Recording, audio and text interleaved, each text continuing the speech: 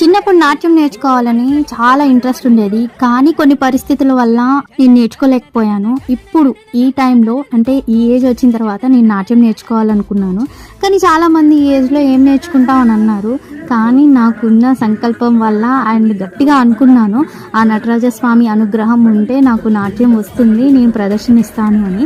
So నేను ఎవరి దగ్గర అయితే నాట్యం నేర్చుకుంటున్నానో ఆ గురువు గారిని కూడా నేను అడిగాను, నాట్యం ఏ ఏజ్లో నేర్చుకోవాలంటే నాట్యానికి ఏజ్ అనేది ఏమీ లేదు, 60లో అయినా 70లో అయినా నీ ఓపిక నువ్వు ఎంతవరకు చేయగలిగితే ఆ స్వామి కటాక్షం అని చెప్పారనమాట.